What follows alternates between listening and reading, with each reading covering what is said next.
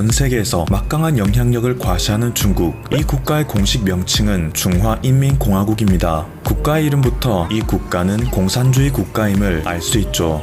그런데 원래 중국 대륙은 공산주의보다 자유민주주의 세력이 훨씬 컸습니다. 하지만 몇몇 전투에서 자유민주주의 세력은 공산주의에게 참패해버렸고 중국 대륙은 공산주의 세력이 모두 지배하게 되었습니다. 자유민주주의 세력은 우측의 초라한 타이완 섬으로 모두 쫓겨나고 말았죠. 그래서 오늘날 이 둘은 각각 중국과 대만으로 구분되어 불리는 것입니다. 대만의 입장에서는 광활한 영토를 다 빼앗겨 버렸으니 정말 분하기 짝이 없을 텐데요. 그럼에도 사실 이때 당시에는 국제사회 속에서 대만이 중국보다 훨씬 큰 영향력을 지니고 있었습니다. 당시 미국과 소련이 전세계의 양강이긴 했지만 이후 소련은 몰락의 길을 걷게 된 반면 미국은 날이 갈수록 강성해졌죠. 마찬가지로 공산당 정권이 중국은 지배층의 잇따른 실책으로 인해 국가가 몰락 일보 직전 상태에 접어들 정도였지만 대만은 국제연합 유엔에서도 상위 위사국에 위치해 있었고 경제력 역시 중국 본토를 압도하였기 때문입니다. 하지만 이후 중국 공산당이 자본주의 체제를 어느 정도 받아들이기 시작하며 전세가 급격히 역전되기 시작했습니다.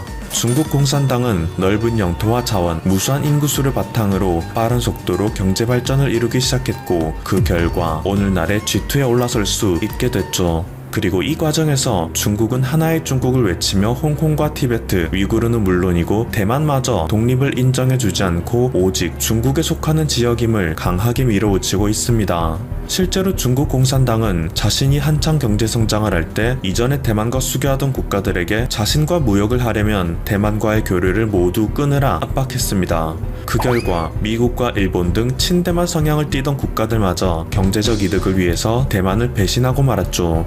현재는 미국이 중국을 견제하기 위해 대만을 다시 독립국가로 인정하고 있고 우리나라에서도 대만을 중국과는 다른 나라로 인식하는 경우가 대부분이지만 그럼에도 대만은 여전히 중국에게 상당한 부분이 종속되어 있습니다. 여전히 국제사회 속에서는 정식 국가로 인정받지 못하고 있으며 한국 내에서 또한 대만을 국가가 아닌 일개 섬에 불과하다 주장하는 사람이 상당수이죠.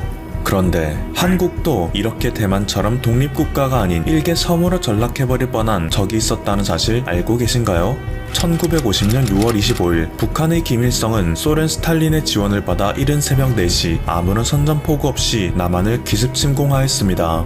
제대로 된 대비 태세도 없었던 남한은 북한의 기습에 속수무책이었고 단 2달 만에 낙동강 방어선까지 밀리게 되었습니다. 그리고 바로 이때 한국의 미래를 결정하는 사건이 벌어졌죠. 최근에서야 밝혀진 문서에 따르면 미국은 뉴 코리아 플랜이라는 계획을 세웠었다고 합니다. 북한의 기습 침공을 규탄하며 미국은 유엔군과 함께 한국을 지원하긴 했지만 생각했던 것 이상으로 피해의 규모는 크고 진전은 없자 아예 이 전쟁을 포기할 생각을 했었던 거죠. 어차피 소련의 공산화를 방어하기 위한 에치슨 라인은 일본까지이기에 한반도를 굳이 지킬 필요는 없다는 이야기가 나왔기 때문입니다. 그래서 미국은 한국 민주정부의 주요 핵심 인물과 일부 피난민 총 62만 명의 인원만 한반도에서 탈출시켜 한국으로부터 무려 8,500km 떨어진 서사모아 제도의 한 작은 섬으로 이주시킬 계획을 수립하였습니다.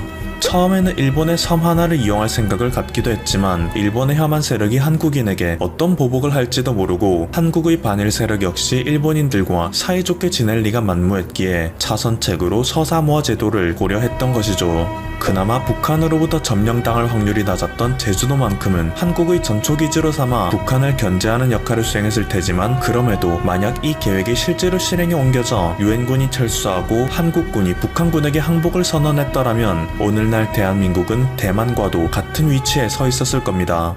중국이 대만에게 그러하듯이 북한은 항상 우리를 위협했을 것이고 세계의 모든 국가들은 북한의 압박에 못 이겨 우리나라를 정식 국가로조차 인정해주지 않았겠죠. 최근에도 북한은 무너져 내리고 있는 자국의 상황을 무마시키기 위해 대한민국에 대하여 끊임없는 도발과 화전양면수를 택하고 있지만 반대로 우리가 북한에 대하여 지속적인 도발을 일삼고 국제사회로부터는 비난을 받는 입장에 있었을 수도 있었단 얘기입니다. 하지만 결과는 그렇지 않았습니다.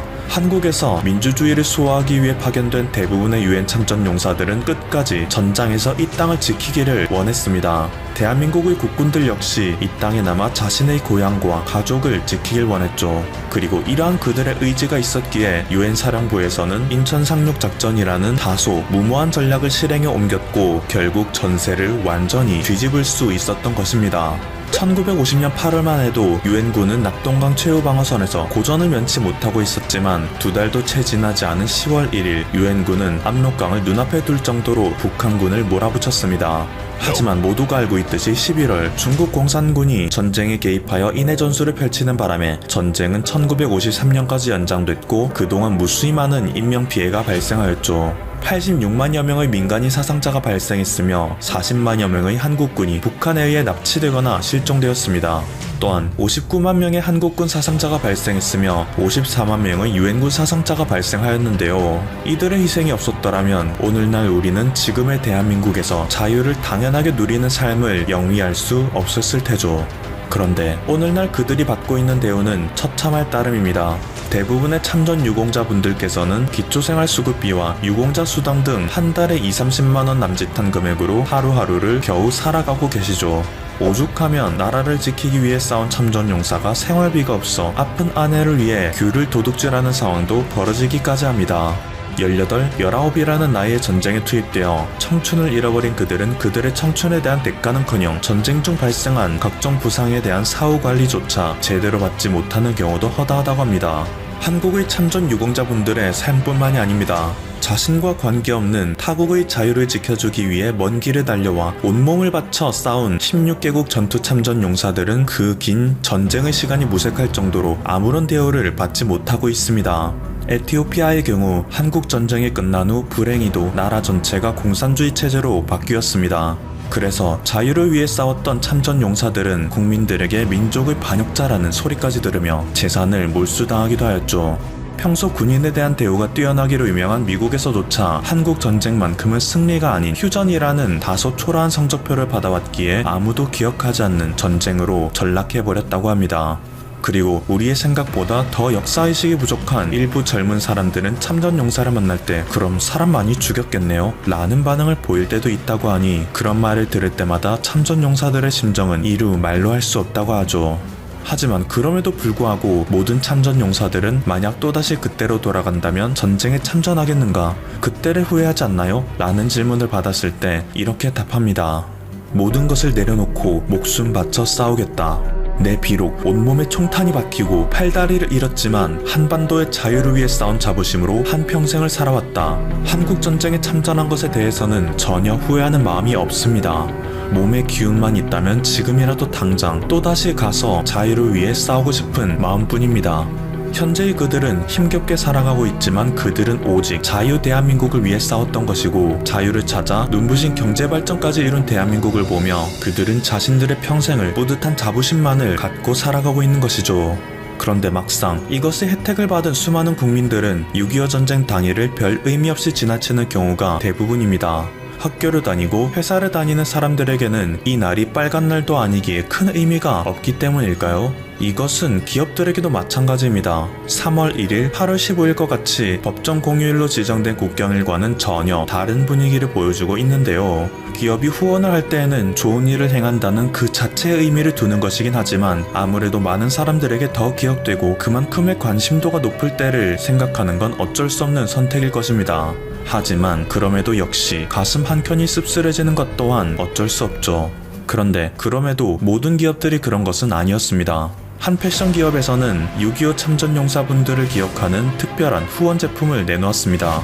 사실 기업에서 이들에 대해 후원만 별도라는 것이 아닌 6.25 관련 제품을 특별 제작하는 것은 보기 드문 일인데요. 한국에서 런칭한 지 4년째라는 이 기업, 패션 브랜드 라카이 코리아. 라카이 코리아가 그동안 그려온 독특한 스토리를 보면 이렇게 보기 드문 일조차 바로 납득이 가게 만듭니다. 라카이라는 브랜드는 1990년 미국에서 첫 설립되어 일본에서도 보드화로 꽤 인기가 있는 국제적인 브랜드였습니다. 그런데 2017년 한국에서 첫 런칭을 하면서 태극기를 형상화한 운동화를 제작하고 독도의 후원 및 수호 활동을 하자 많은 일본인들에게는 사지 말아야 할 브랜드로 지목되어 수백 가지의 형용할 수 없는 말들로 가득 찬 악플 세례를 받았습니다. 물론 그 악플과 불매운동은 라카이 코리아에게 타격감이 완전 제로였지만 말이죠. 그들은 일본 고객들에게 불매운동을 당하는 와중에도 일본 라카이에서 우길기 티셔츠를 판매하고 있다는 사실을 접하자 이것들을 바로 회수하여 폐기 처분하는 모습을 보여주었습니다. 그것에 더해 7권구에 대한 영유권 사실도 영상으로 알리고 일본 731 부대 생체 실험 완행부터 잊혀진 독립운동가의 이야기까지 한국인이라면 반드시 알아야 하는 사실들을 홍보하는 데 앞장섰습니다.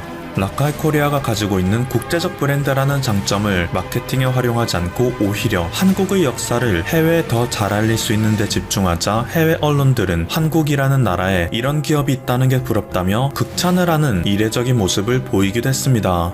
그런데 충격적인 사실은 라카이 코리아는 이렇게 한국의 역사를 세계에 알리는 훌륭한 일을 하고 있음에도 2017년 런칭한 이후 3년의 시간 동안 계속 적자 속에 허덕였다고 합니다.